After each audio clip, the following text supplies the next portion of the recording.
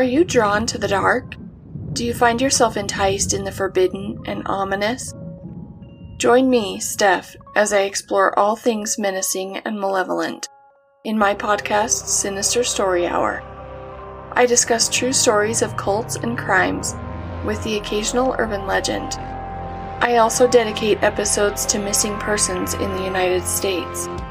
And you could be the missing link to provide information and clues that will help to bring them home. Join me every week for a new story.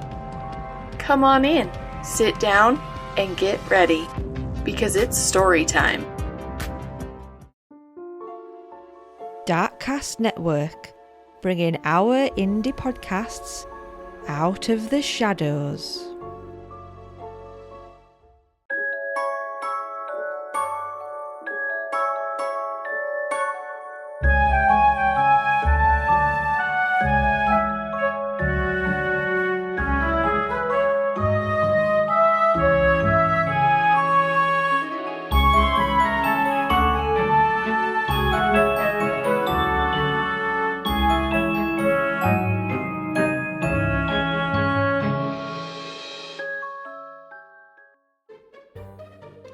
Now then, witches and beautiful souls, welcome back to another episode of the Bell Witch podcast with me, Swales, the friendly green witch, hailing from Leeds in West Yorkshire, UK. Today was going to be a solitary witch episode, but alas, it is another lovely moot loot episode because I can't lie, I'm in a bit of darkness at the moment with the seasons. I guess January is the worst month. And I am feeling a bit down, and I have been researching, and I do have content ready to talk about, but I'm just really struggling to get it together today. But that's okay, because January is a time to rest and retreat and snooze in the darkness, reserve that energy ready for Imbolc when things start to sprout into life on the 1st of February. It can't come quick enough. This is a fantastic episode though, with a very well-known witch called Lindsay Squires, who is such a lovely lass. This was back in mid-October, so not too far now, I'm catching up. And is a lovely little chat about her books and witchcraft experiences and spooky goings on and a little bit of witch tips and all that jazz, so I hope you enjoy it. And listen out for the comedy sneeze, which nobody heard at the time. At the moment, I'm doing lots of research about AI because it's on my mind all the time, and I do feel guilty for having had used it. And when it came out, I don't think people really understood what it was and how it behaved and what it's doing to the earth, which is a massive issue I have with it. It's not going to be an episode that just guilt trips you. I want it to be so much more than that. So I think the next episode will be Witches Against AI, which is something I'd quite like to start trending on the old tinterwebs. Get a bit of a movement progressing. I mean, it's probably already started, but I'm hoping I can add something like a momentum to it and tips on how to live without it and try not to depend on it. So that will be the next one. I'm putting that on audio so I can't back out. Because I've been doing lots of research on dark topics, I've probably brought it on myself to a certain extent in terms of feeling down, and then realised I needed to offset it by looking at joyful content. So I've been looking at pigeons on Instagram, and now my algorithm is all pigeon and bird related. I think birdies are right cute. I watch a dude in Manchester who catches pigeons, with seed to untangle their feet that are covered in like hair and twine and wool and stuff. It's so sweet. The act of kindness is just so pure. He untwines the feet and then he puts some cream on it or some antibacterial stuff and then he releases them. I really love the human kindness element, and I need more of that right now. If you want to see this lovely kindness, the account is hey_it's_Tom with 3 M's. I might do an episode about what pigeons represent in witchcraft. That could be fun. Right, what next? Ooh, Patreon. Shout out to my new Patreon members, Ashley Fisher, Carla Ashenhurst, Jessica Parker and Ben Jones. Thank you so much for registering as a paid member. I love these little flurries that I get every now and again. And there is a lot on there at the moment. There's over 160 posts, and a lot of that is subscriber only bonus episodes and video calls that are unedited, so you see exactly how it begins with Moot Loot guests, and then you hear how it becomes this audio podcast which you're listening to right now. So yes, thank you so much for joining the Bell Witch Podcast Patreon and supporting me on that. It just helps me pay for the fees, really, and the rent of doing the podcast and the tech if it needs replacing and all that jazz. And helps with the confidence boosting as well. Other ways to support the podcast without shedding out some coin are on Spotify. You can leave a comment on this episode and leave star ratings if you haven't done it already. You can leave an actual written review on Apple, and if you do a blog or anything, you could possibly mention the Bell Witch podcast. And of course, there is the big one, which is word of mouth, sharing posts on Instagram, sharing the podcast link with your friends on WhatsApp, telling people all about how much you like the podcast and inviting them to listen to. And thank you, I'm really grateful for when you share me and when you message me direct saying perhaps you've just found this podcast, been looking for a British witch and now this is helping you get confident. Oh, it's amazing. So without any further ado, I shall press play on this Moot Loot with the lovely Lindsay Squire, known as Forest Witch on Instagram. Enjoy and perhaps leave a comment below. Welcome to my little witchy podcast. It is so great to have you here because we were just saying you're another Northern witch. Yeah. Woohoo! 2 Yorkshire lasses. 2 Yorkshire lasses. And I consider you quite a famous witch as well. Oh, no. Oh, yeah, you are. You got books and everything. I'm well impressed. So, Lindsay, can you tell us a little bit about what kind of witch you are and where you hail from and all that jazz? I'm from South Yorkshire, born and raised. I'm back in South Yorkshire now. I did live down south a little bit, but it wasn't for me. I like up north. Same. Like, coming home, it was just amazing, you know. It's like, and I love it that when I talk to another Yorkshire person, my accent gets broader. You know what I mean? I lose all that southern twang and I'm back to Yorkshire. I'm probably an eclectic witch, to be fair, bit of everything. When I started practicing witchcraft, it was Wicca, and I think a lot of people do start at that point, but after a couple of years it was like, this is not for me, and I was starting to move on to a bit more traditional stuff, and then I kind of dipped my toe into the traditional witchcraft stuff, and then it was just like my craft evolved then to kind of embrace all the bits that I'd practiced over the years. So I would say I'm an eclectic witch. Yeah, it's so interesting you've said how you started, because I started the same. Like, you get into Wicca, don't you? You read all the books on Wicca, and on the way you discover other traditional witchcraft, and it kind of like tugs at you. It kind of pulls you away from Wicca. It does. Yeah, it does. I've just started saying I'm not really Wiccan anymore. I'm definitely just witch, just traditional, eclectic witch. Yeah, no shade to the Wiccans, like you do you. No, but... no, not at all. But it's like you've got to follow the path that's right for you and that feels right for you. And it's not saying that Wicca's bad or, you know, anything negative. It's just saying that for me and for you, we've been pulled elsewhere, and it's like, it's whatever, isn't it? And it's like you said about I'm a witch. So many people kind of put labels on witchcraft, don't they? I'm a traditional witch, I'm an eclectic witch, I'm a crystal witch, I'm a forest witch, I'm a hearth witch, a home witch. And it's like, I get that that's helpful when you kind of start out because you're trying to find your identity, aren't you? But as you go on and practice and, you know, the years roll by, it's like you just become a witch. You know what I mean? And like, don't really label yourself. So it was like, what kind of witch am I? I would say eclectic, but if I had to say, really, I'm just a witch, if that makes sense. Yeah, totally. Yeah, I quite like saying I'm an intuitive witch. Oh, I like that one. Kind of make it up as I go along. That's the point, isn't it? If that's what you feel that you are, then you are. Yeah. How did you get into it then? Is there a story about how you discovered witchcraft? Yeah, I mean, I dabbled with it when I was younger. I was about 14. It didn't last long, to be fair, and I was literally dabbling, which, you know, is probably not a good thing, but I was 14.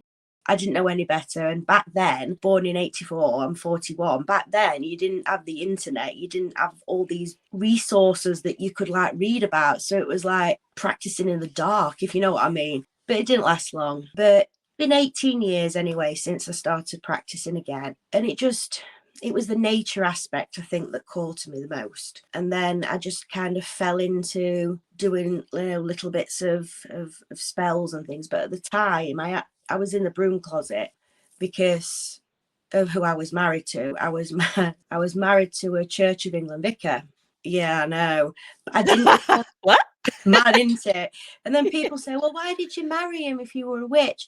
No, I kind of found witchcraft again after I was married to complicate things. And I had to be in the broom closet, as they say, because he wouldn't have understood. The marriage wasn't great as well, to be fair. It was crap, to be fair.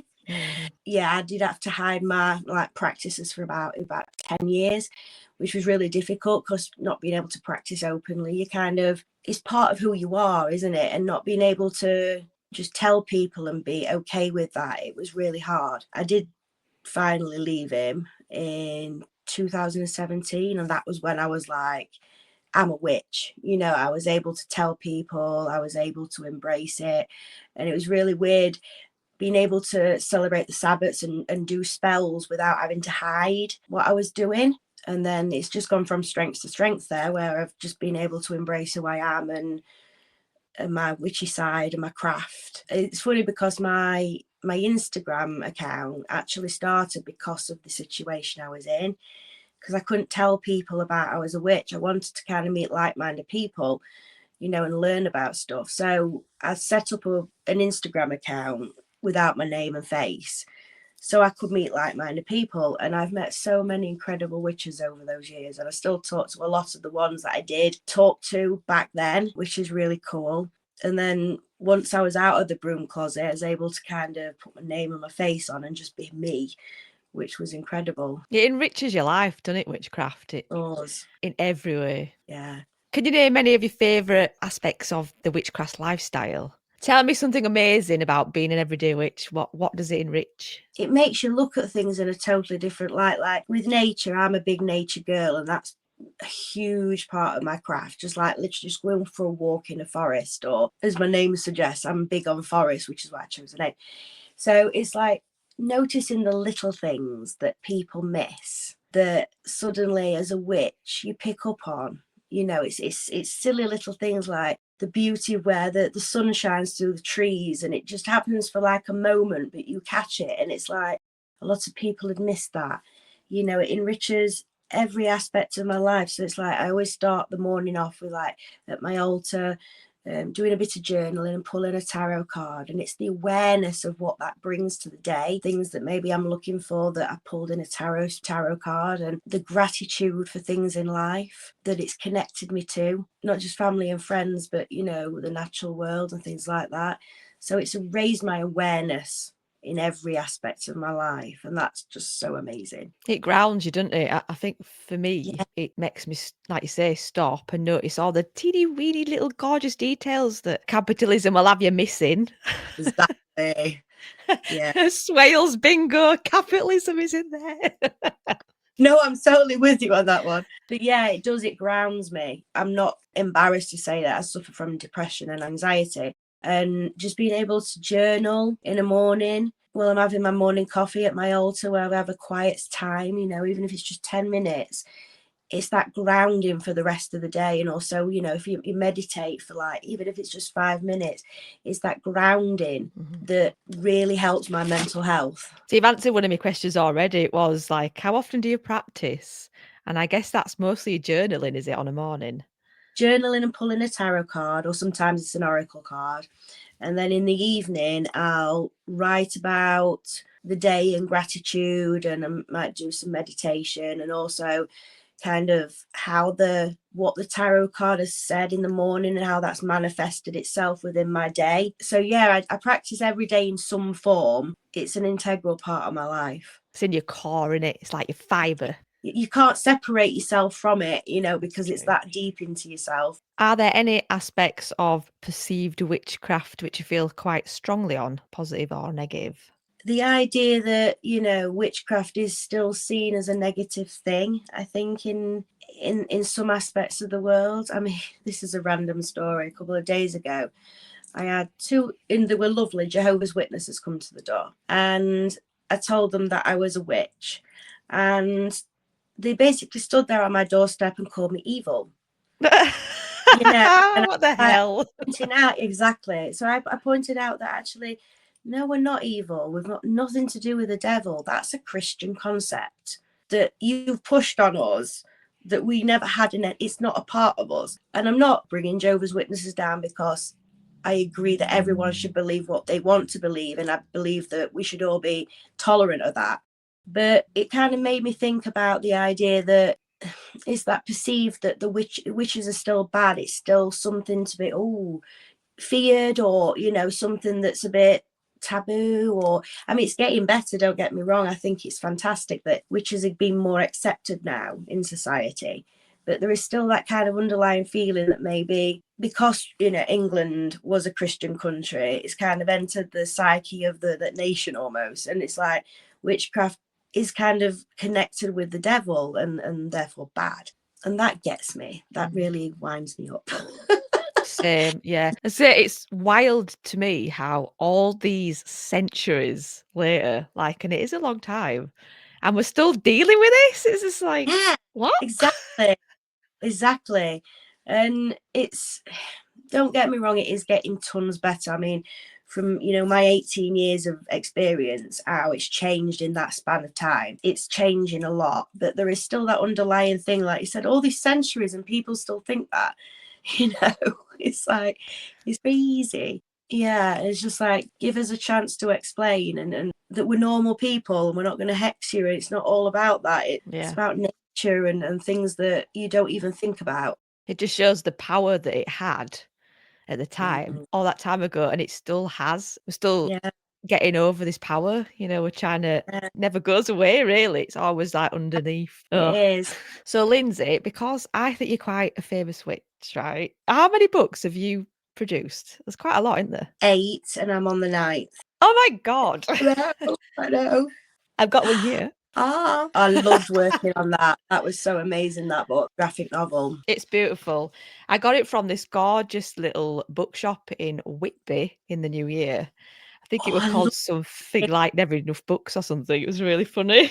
I pretty much read it sat on the bench eating a coffin-shaped cake in like an hour. It was really good. Is this you? Yeah. It is, isn't it? I knew it. I blooming knew it. But like when they said, we're actually going to draw you in it to like the witch, the actual real life witch, we're going to draw you in it to be her apprentice. And we're like, that's so cool. You know, I was like amazed. So yeah, it's me. I just want to take a minute to be like, wow, I am talking to somebody who stars in this book. Can you tell us about the book which I'm holding? It's Witchcraft, a graphic novel.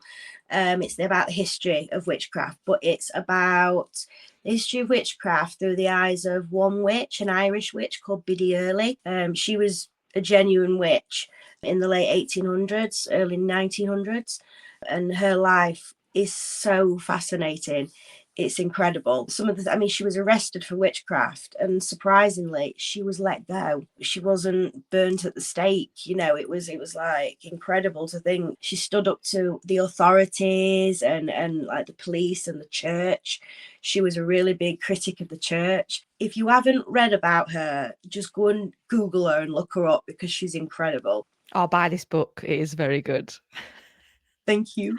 Did you write it, did you then? Did you do the research and write and somebody else did the graphics? Yeah, Is that how it works? Yeah, I did. It was totally different thing to me, because normally I write my own books, but this one, it was like I did all the research, looked into Biddy Early's life and got all the specifics, and then passed it to a writer who writes graphic novels, because it's written really differently, and then they turned that into the script. But also we've put in there a lot about how to practice witchcraft yourself, and tips. It's not just about a witch's life. It's like you can get tips of how to practice witchcraft from that, because then we've added, like properties of some of the herbs that she used in the spell, or one of the spells that she used that I researched about. I did all that, and then they turned it into a graphic novel. Oh, and it is a lovely book, and it's easy to read. It's one of those nice, quick, fast readable ones. If you want to quickly think of an herb and how to use it, you can get it from this book. It is one of my faves. It's lovely. Oh, thank you.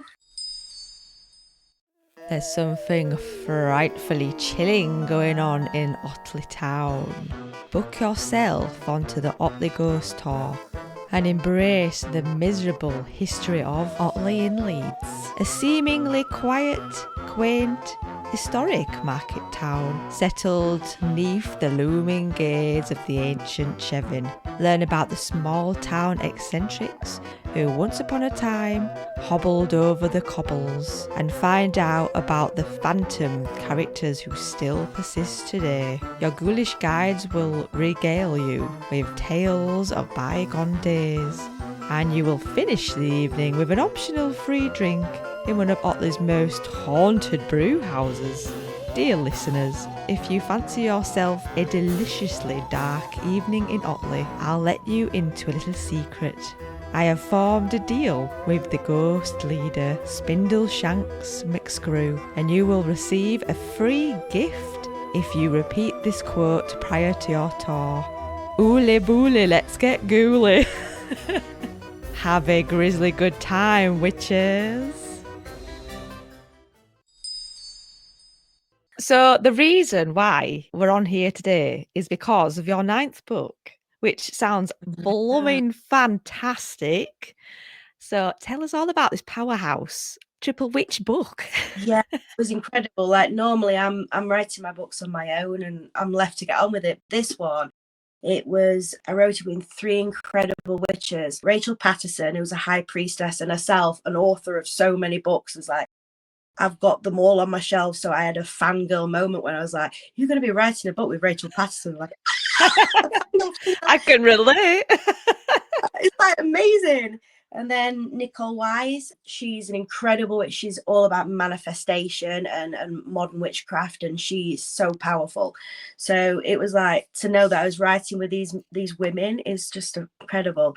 And the reason why they chose is because they wanted to do this kind of old maiden mother crone thing to come. So there was witchcraft tips from 3 generations of witches, because we're all going to do it differently. So to kind of combine that is going to be quite cool. So Nicole was the maiden, I was the mother.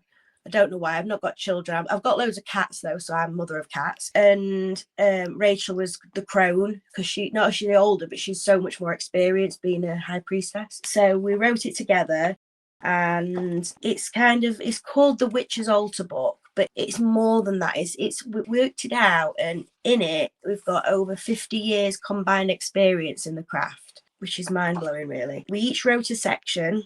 Rachel wrote one about protection. Nicole wrote one about attraction, like manifestation. And then my part was all about divination. But we wrote about each other's work. So we were like, someone would write their section, but the other 2 would comment on it. So adding their knowledge to it as well. It's just about the basics of witchcraft from 3 generations of witches. So there's spells in there, charms, rituals, like the correspondence of herbs and flowers and plants and crystals. And then it's like for me it was like I wrote how to use tarot, oracle, cards in your craft, pendulums, runes, charms. So it's just literally a comprehensive book on witchcraft for not just beginners, although it would be excellent for beginners, but those who were a little bit more advanced as well. And I had so much fun writing it. Have you got it there? Yeah. I give it a wiggle for the camera.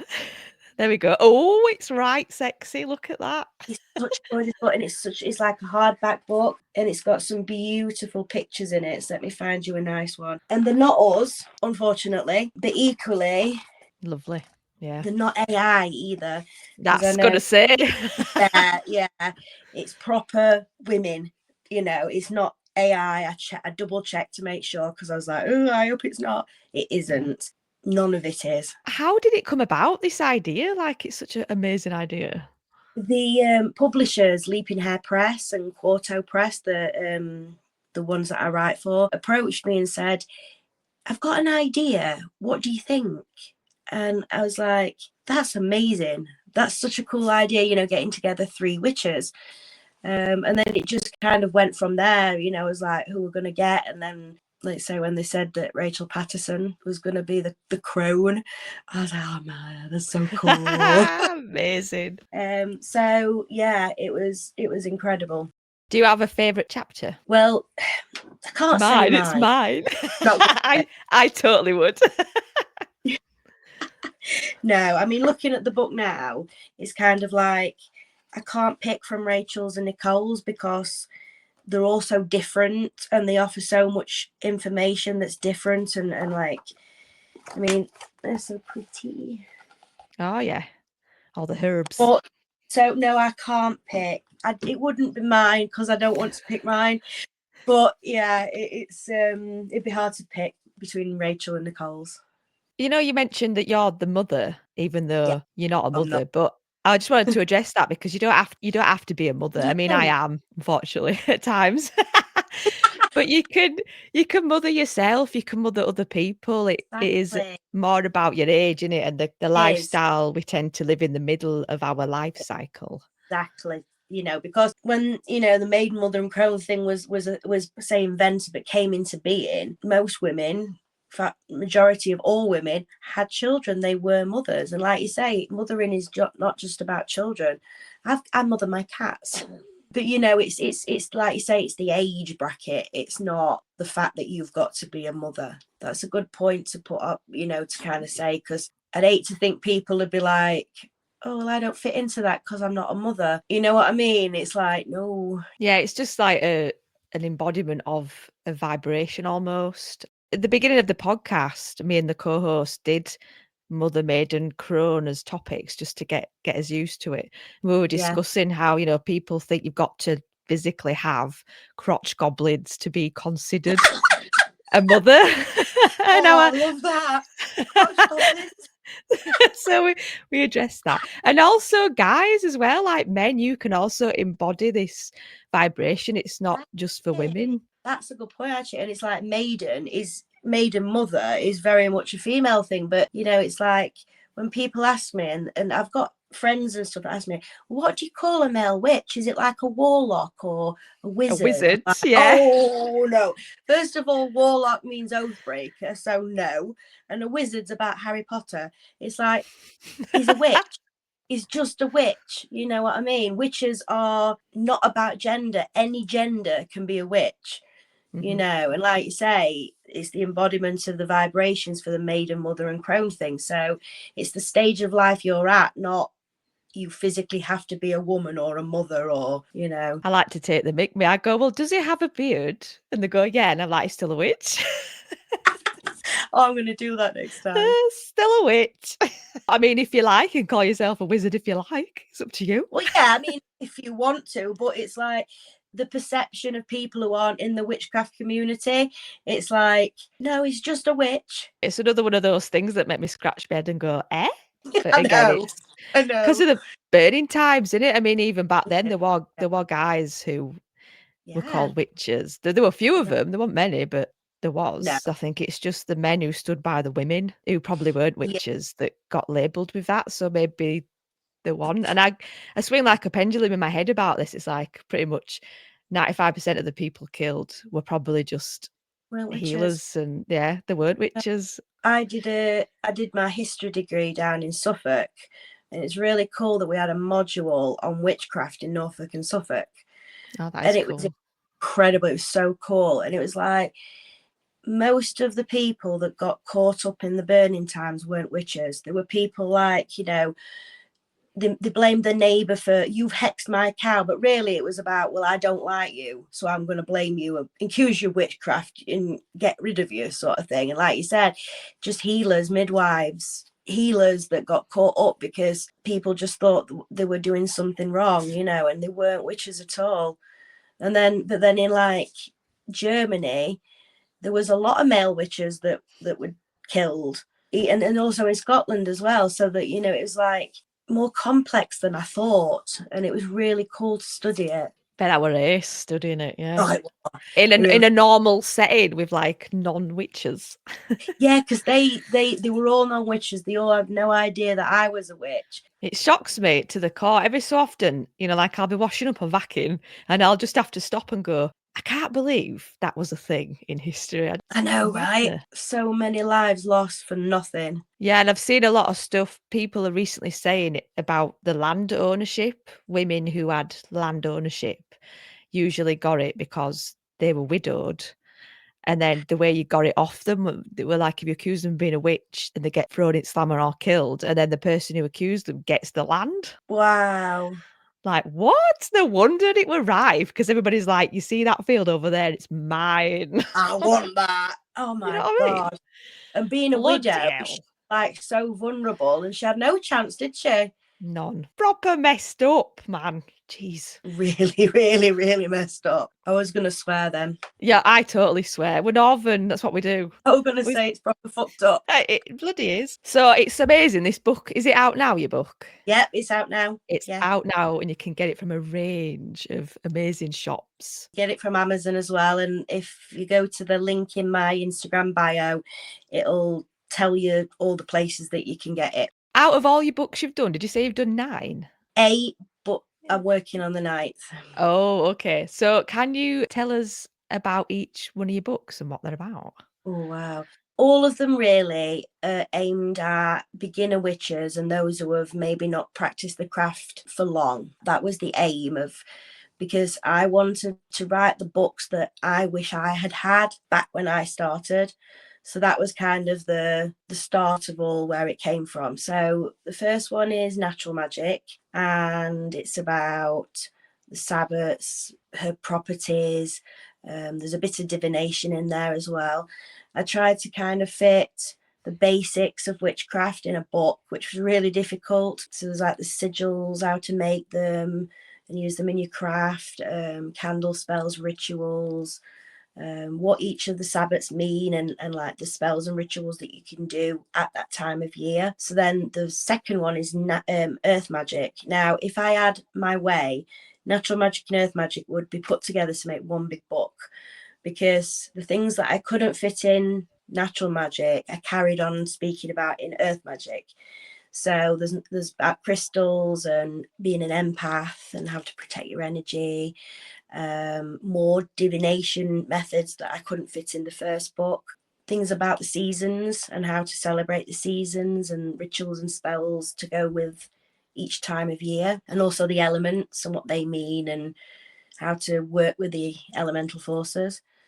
Then there's the third book is Astrology Magic.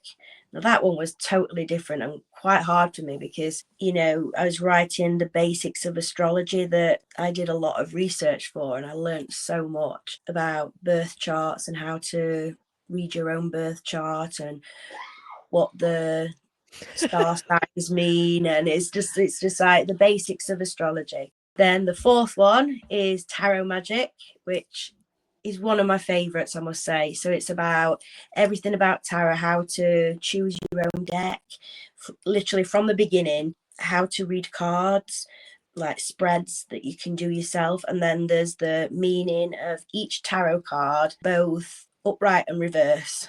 And then at the back, there are tarot spells that you can do. So spells that incorporate tarot cards and the energy that they bring. Then the fifth one is my book of spells. So it's like every spell you can think of for every purpose and every situation is in there. And some are from my own personal book of shadows and grimoire, and then the rest have been specially written for the book. So protection, money, love. There's even some recipes there for like the Sabbats and Sabbat spells and moon phases and things like that. Then the sixth one is the graphic novel that we spoke about earlier. The seventh one is Folklore Magic, and that is about the folklore associated with plants and herbs. So there's so much folklore associated with it. So it looks at a range of different herbs, like really common, easy to use herb, like you can buy them in the shop, and it tells you about the folklore of them, the magical properties, and they even like ways to use them in spells, and then the medicinal properties, so how you can use them in healing. That was such a cool book to write. It really was. And then the 8th is my new one, which is Altar book, and the 9th one is Oh, I'm going to say we're going to get one of those Bell Witch exclusives there. But I will tell you, it's massively, massively different from all the ones that I've done. It's hugely different. Oh, I'm excited. Going into a different direction, which is really cool. I can't wait to show it you. So you're on with that right now? Are you writing that now? Yeah. I mean, it must take a long time to write a book. How long does that take? It's about 3 months. Wow. Yeah. Write a book, because each of the like natural magic, earth magic, is 38,000 words, and then the tarot book, the spell book, which is Book of Spells, that was 60,000 words. So it's a beautiful hardback book, and it's a really thick book, because it's like we wanted to write as many spells as we could. It's like over 300 spells in there. So I just love it. I never knew what I wanted to do with my life. I always was like, I don't know. But when I was like approached with a publisher, it's like, yeah, I found my thing. How did a publisher find you? Were they just like scrolling through your Facebook, It must Instagram? be Instagram, because I got this random message from Leaping Hair Press saying, have you ever thought about writing a book? And it was really weird, because at the time, for about 3 months, my partner said at the time, you should write a book. And I was like, yeah, but self-publishing is so hard. My friends have done it, and I just don't want to go down that route. And it's like, yeah, but you should write a book. And I was kind of manifesting it. I was just going to say that. It sounds like you manifested it. And then I got this random email like, oh my God, yes, I've thought about writing a book. And I thought it was only going to be one. So just enjoy it, just enjoy the ride. And it's like, I can't believe this is happening. This is like amazing. And then 1 turned into 2. And then I did astrology magic and tarot magic together at the same time, as well as doing my tarot deck, because I've got my own tarot deck as well. Got my own oracle deck as well. And my own charm casting kit. Oh, it's really cool to do something so different. It's got a beautiful board and charms, and a nice thick velvet bag to put the charms in, and a booklet to tell you how to use it and how to add your own charms and stuff. So it's like, that was so cool to do. It started in 2019, so it's been a wild 5-6 years.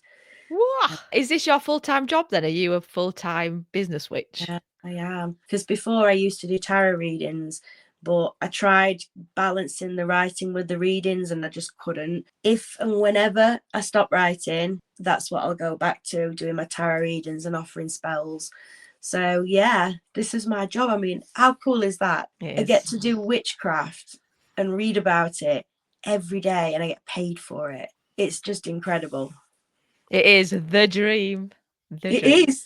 It really is. I have to pinch myself sometimes. Is this real? This is my life. Oh, I'm so happy for you. It's lovely to hear it. When you were listing your books, I'm pretty sure I have got two of these books you've mentioned, but I'm a bit of a book hoarder. Like, it is a problem. I have got way too many books. I'll never read them all in my lifetime.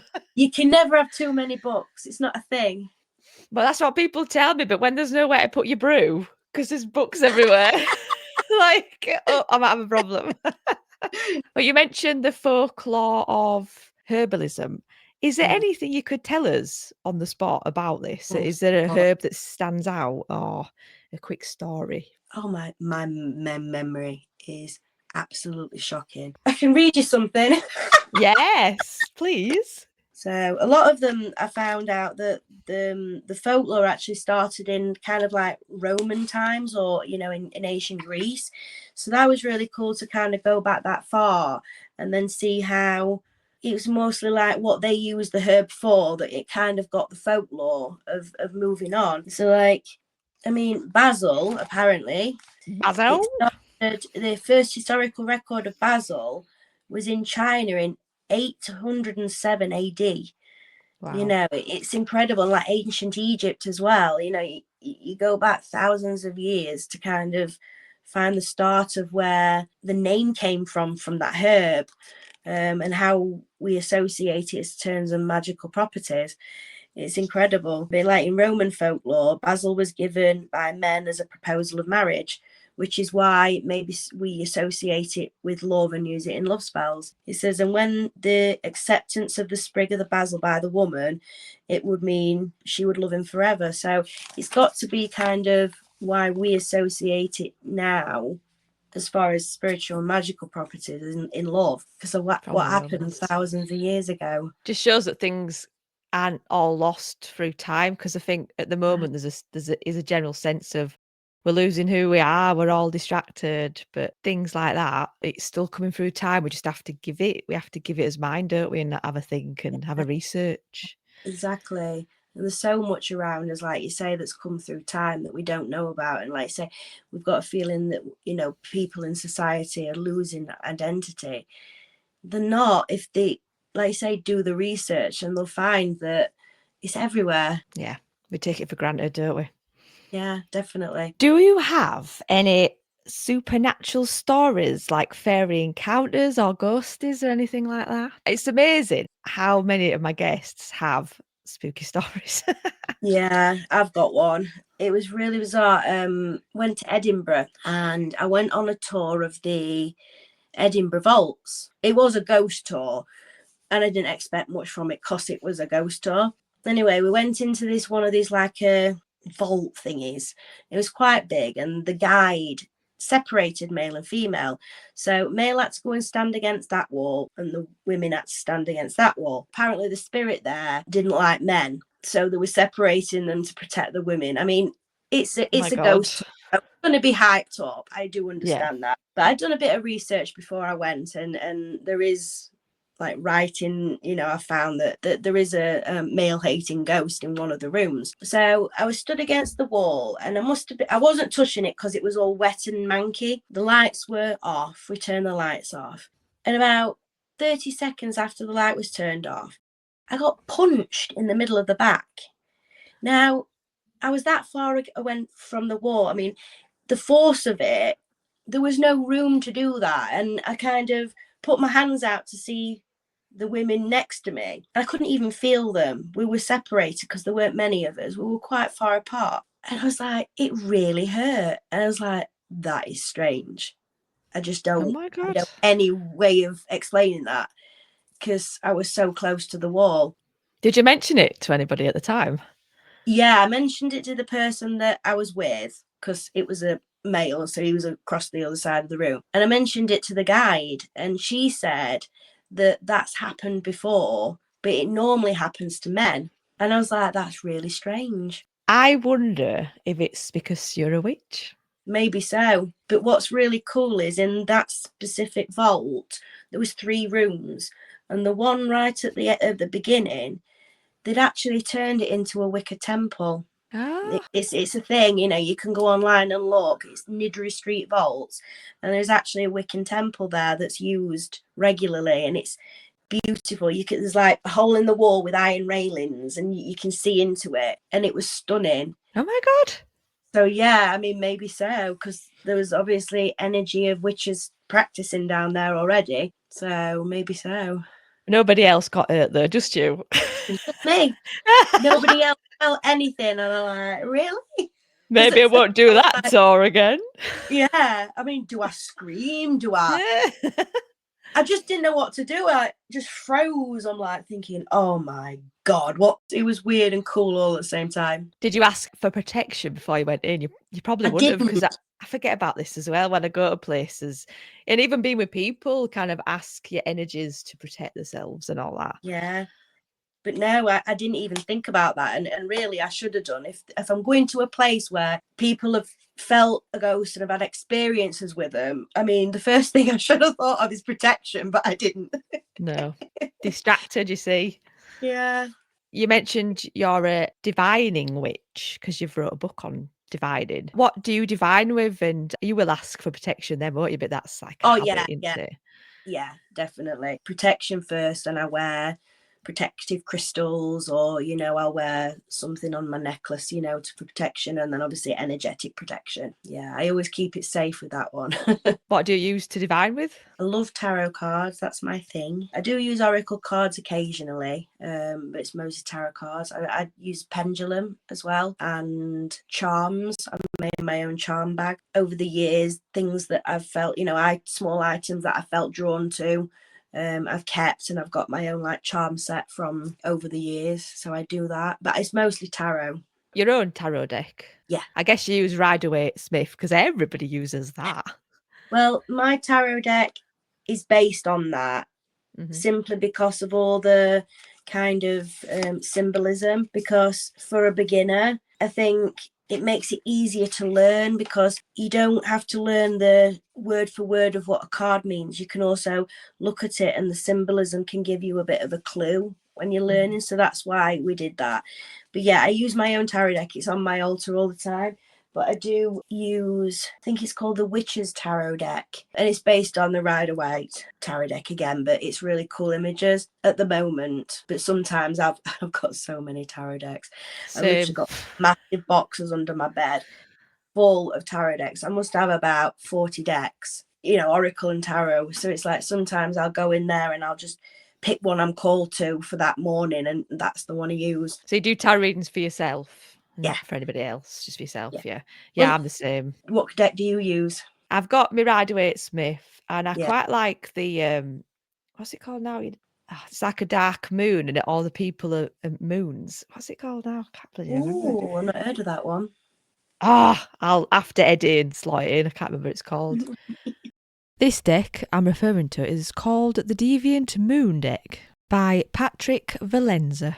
I hate when that happens. I can see it, quite a dark tarot. Yeah, I absolutely love it. But at the moment, I'm going through a bit of an oracle thing, and it's the Inner Compass deck. It's beautiful. It's an indie deck. It's quite expensive, but it surprises me because it's an abstract deck, and it's weird that I can use that because it's an abstract deck. It's just like lines and, you know, tiny little details and spots and stuff, but it really talks to me so that I need to get more on board with that, really. That sounds amazing. I'm going to have a look, definitely look that one up, because I like to support like indie, small business and indie decks, because often they're just so beautifully made and they're just incredible. And I'm always open to new decks, which I shouldn't be because I've not got room for them. Support the indies though, like you're saying, at the moment, there's just so much copying going on. It really gets to me. It does me. It used to upset me when people used to like make fake accounts of mine. I've just had to let it go because there's so much of it, and it's like it's happening to everyone. But what really hurts me is when they use my name and face to scam money out of people. It's tough living at the moment, cost of living crisis, you know, people haven't got a lot of money, and for them horrible people to be taking people's hard-earned cash just breaks my heart. It really does. We'll hex them later. Jokes, just saying.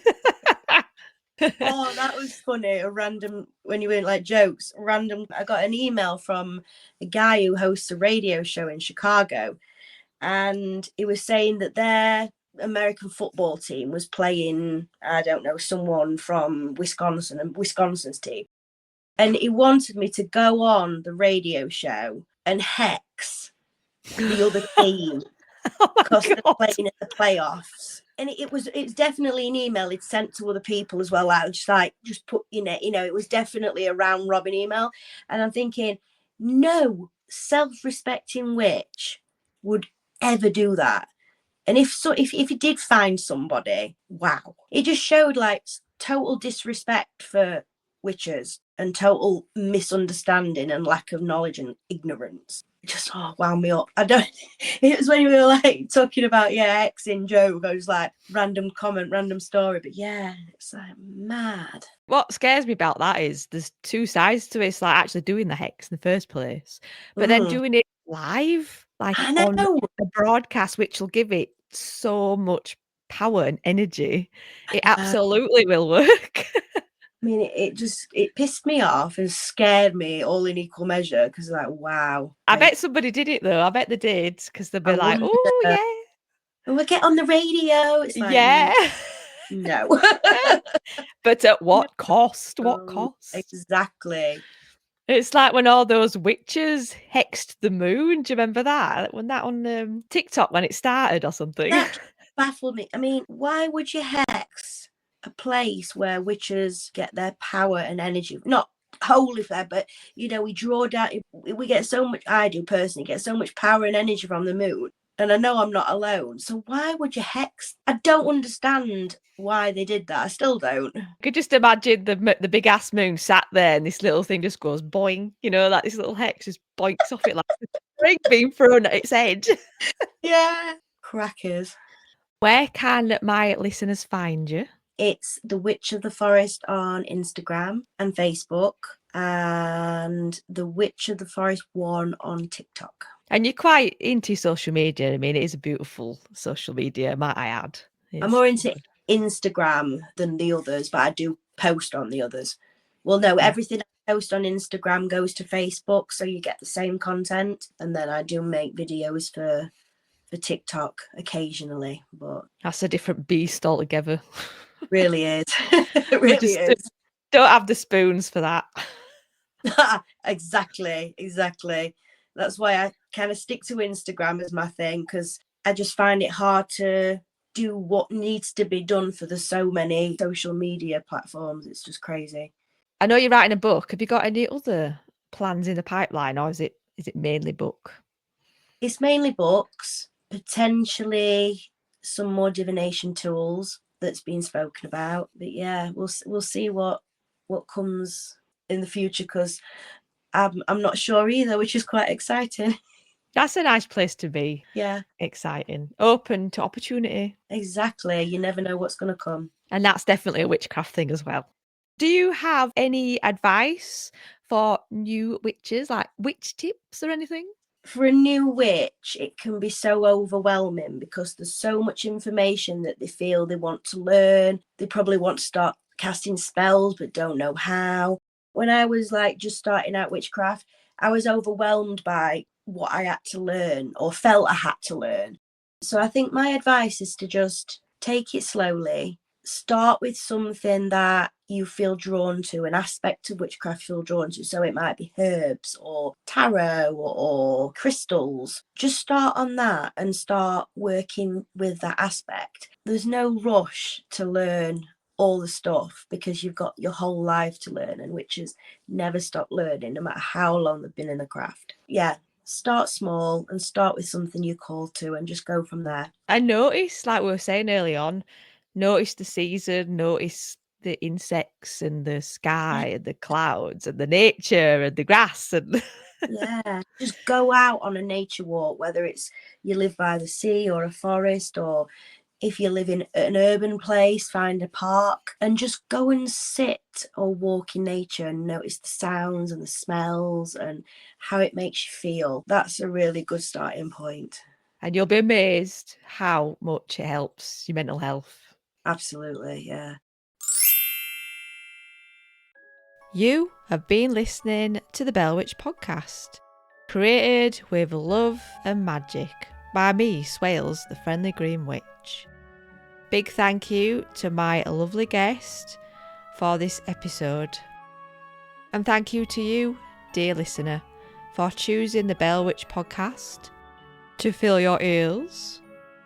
If you have a witch business, an independent podcast, a witchy topic you'd like me to talk about, or a trailer you'd like me to play, reach me on the Bell Witch podcast at yahoo.com. I love to hear from you, and I love to support you, and I love to celebrate other witch businesses, because there indeed is magic in sharing audiences amongst podcasts and other spiritual businesses. If you would like to show the Bell Witch podcast some love, you can leave ratings and reviews wherever you listen to your podcasts, as those stars really do help the show to shine. Join the Bell Witch podcast on Patreon for bonus content, early access and behind the scene videos. Until next time, Stay magical, witches.